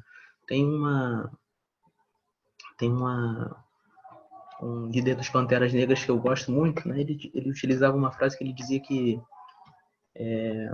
não se tratava de negro contra branco, né, mas de todos contra o racismo estrutural, né, e tal, de modo que ele não queria a substituição de um capitalismo negro por um capitalismo branco, né, mas sim por um socialismo, ele dizia, né, não se apaga o fogo colocando mais fogo, e sim colocando água, né. Nesse sentido, a água seria uma visão socialista, né. Então, eu acho que, de fato, a gente tem que lutar, sobretudo, para as ideias, né. A Tamires deve gostar muito do professor Alisson Mascaro, ele tem uma frase que eu adoro, que ele diz o seguinte, que eu acho que é uma reflexão muito importante, né.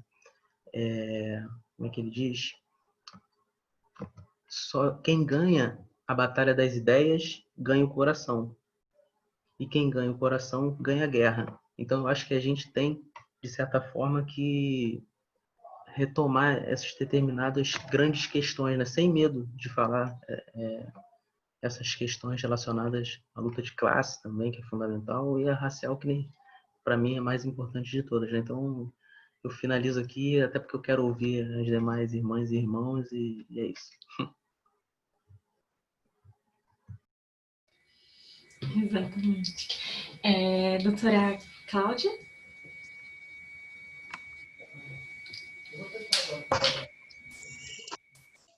Bom, eu confesso que essa noite foi maravilhosa por tantos aprendizados, né? E eu penso que a gente sai daqui ainda mais fortalecida para prosseguir nessa luta que é tão complexa, né? E o que acontece? Acho que alguém fez uma pergunta sobre a simbologia, né, sobre a questão dos bordões, sobre a questão da placa com o nome da Marielle Franco, que depois foi destruída. Qual é a simbologia disso para a nossa luta racial, né? Bem, a grande questão é que, falando especificamente da Marielle Franco, é que as pessoas, quando pensam em exterminar nós negros, acreditam de maneira equivocada que matando os nossos corpos, eles nos exterminam. Só que não. Se podem matar o nosso corpo, mas eles não matam o resto. Esse foi o grande tiro no pé de quem acreditou que, ao matar Marielle, fosse nos silenciar. Pelo contrário. A morte de Marielle teve um simbolismo tremendo, porque num corpo só, num corpo negro, se reuniram várias opressões. Não era uma mulher negra, uma mulher LGBT, uma mulher pobre, periférica, né?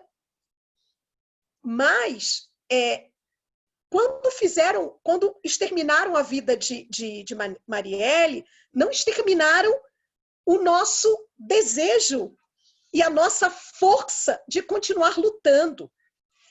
O grande questionamento e talvez o grande incômodo desse sistema racista é compreender como, depois de 388 anos e mais 132 de abolição, como nós, negros, apesar das violações inimagináveis que nossos ancestrais sofreram e que nós ainda continuamos a experimentar de maneiras diferentes, ainda continuamos aqui vivos. Esse é o grande questionamento que esse sistema faz. E a sofisticação da nossa tecnologia de luta e de estratégia é algo que eles também não conseguem entender. E é justamente nessa perspectiva estratégica de aquilombamento e luta que eu creio que seja esse caminho que a gente precisa utilizar cada vez mais para a superação desses caminhos e sempre colocando em xeque essa estrutura de poder, né? Eu confesso que ainda estou aprendendo muito a realizar esse exercício, mas eu digo que eu tenho aqui grandes mestres e mestras que sempre nos conferem esse alicerce para que a gente continue se aprimorando nessa luta, nesse grande aprendizado. E meus mestres e mestras estão aqui hoje, uns há mais tempo na luta e outros jovens que estão na luta nos ensinando com toda a categoria e, sobretudo, com toda a excelência, e com essa excelência ancestral. Gratidão.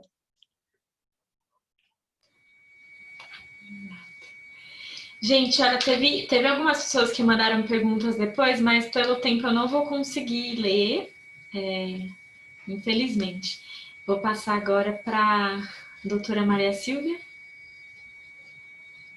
Bom, então, pensando mesmo que nós já estamos terminando, eu não vou me estender, porque eu acho que a Cláudia e Jefferson já fizeram aí, já responderam parte das perguntas, né? Só uma que me chamou a atenção, que é a questão de a pessoa está falando que a criminalização do racismo, né, não terminou com a questão, com o racismo no Brasil. Como nós vínhamos conversando aqui, criminalizar o racismo foi uma das alternativas não é, que o movimento negro veio pensar para que a gente pudesse debater a questão racial no Brasil. Né? O Gueledés mesmo, quando essa lei foi aprovada, através do seu departamento jurídico, levou a questão, né, de casos de discriminação racial para o judiciário, exatamente para colocar a legislação, né, em debate e para trazer o pensamento do sistema de justiça sobre a questão racial. Né? Eu acho que nós temos livros importantíssimos sobre isso, do professor Adilson Moreira, o que é discriminação, eu aconselho que todos leiam, e o segundo fala sobre racismo recreativo. Né? Então, a gente não vai acabar com o racismo por colocar racistas na cadeia. A gente vive numa sociedade estruturada pelo racismo. Tá? Então, a gente tem que combater são essas estruturas que nos hierarquizam. E que não é fácil, porque já foi dito aqui que esse sistema racista, isso é uma tecnologia. Né? E a cada vez que a gente encontrar uma forma, né, de derrubar essa estrutura, ela vai como é que eu vou dizer, se atualizar, né? E a gente vai continuar aí combatendo, porque quem estuda bastante isso, eu não vou nem me meter a falar disso agora, sabe que isso é uma estratégia do capitalismo, do liberalismo, do neoliberalismo, enfim, subalternizar corpos, não é? É uma estratégia de manutenção, não é? Dessas hierarquias raciais, dessas hierarquias de poder. Então, né, criminalizar o racismo não é o suficiente. Tá? Uma outra coisa que o Jim Jefferson falou é a questão da educação. Nós temos que subverter a educação que nós temos no Brasil. Né? Porque é uma educação que produz e reproduz esse sistema de hierarquização de corpos. Né? Então, não adianta só ter educação por educação, nós temos que subverter, nós temos que mudar o paradigma da educação no Brasil. Tá? Aí, pensando Paulo Freire, pensando Amílcar Cabral, pensando Bell Hooks. Tá? E, para terminar, eu agradeço imensamente o convite, não é? Mais uma vez, parabenizar a Comissão de Graduação, Pós-Graduação e Pesquisa, a doutora Amarilis Costa, que tem feito um trabalho brilhante, né, com a sua equipe aqui, com a Rosana Rufino, com a Paula Brito, não é? Com todos que compõem aí a organização e as secretarias desta comissão. Então, é sempre muito, um prazer, né? É uma honra, é muito importante para a Comissão de Igualdade Racial caminhar ao lado da Comissão de Graduação, Pós-Graduação e Pesquisa. Tá? Esse trabalho que nós fazemos dentro do sistema da OAB, não é? Não poderia ser desenvolvido lá dentro da aluna, enfim. Muito obrigada e uma boa noite a todas, todos e todos. Muito obrigada. Doutor Samuel? Então, eu quero, muito rapidamente, tentar fazer uma breve referência às questões que foram suscitadas. A primeira delas, em relação ao direito penal. Eu compartilho muito a visão que Jefferson e que Maria Silvia acabam de apresentar. A criminalização do racismo foi uma estratégia política necessária, inteligente, mas nunca concentrou nossa expectativa de que nós superaríamos o racismo pela lógica do direito penal. Portanto, é um aspecto que a gente tem que cada vez mais compreender a função estratégica, simbólica, né, da condenação moral das práticas racistas, mas não é ali que radica o alicerce que a gente precisa abalar. Né? Nós temos que disputar a juridicidade em outros territórios, desde o direito constitucional até todas as demais manifestações jurídicas que guardam relações mais visíveis ou menos visíveis com as estruturas e as dinâmicas de racialização. A segunda questão é como os brancos podem participar. Eu acho que há várias formas, mas eu vou me limitar a apontar duas dimensões fundamentais. Uma é assumir os privilégios da branquitude. Nós precisamos tirar da normalização, da naturalização, o que se construiu historicamente como favorecimento. E é importante que as pessoas brancas admitam isso, se coloquem no debate reconhecendo que a sua condição racial, historicamente, lhe traz benefícios, lhe oferece vantagens, lhe confere prerrogativas que são negadas aos demais. Essa admissão ajuda muito a que o debate possa se estabelecer amplamente e, consequentemente, abrir um horizonte de repactuação, de redefinição dessas situações artificiais, injustas, descabidas, que a sociedade brasileira insiste em perpetuar. A questão das tecnologias contemporâneas, especialmente das redes sociais, da internet, me parece que apresentam também riscos. Eu não concordo muito com uma leitura hiperotimista sobre essas tecnologias, porque elas são manuseadas e impulsionadas por uma dinâmica extremamente sofisticada de manuseio de nossa subjetividade. E muitas vezes a gente acaba mais capturado por elas do que, de fato, utilizando-as. Então, acho que a gente precisa usá-las, é importante, elas abrem possibilidades muito potentes, mas a gente tem que manter uma atitude de desconfiança, porque há uma manobra sofisticada, intensa, cotidiana, inclusive com a exploração do narcisismo. Então, muitas vezes, nós nos sentimos realizados num espaço virtual que parece ser democrático, quando, no fundo, estamos sendo manipulados pelos algoritmos. E aí há toda uma discussão sobre algoritmo e racismo que merece nossa atenção.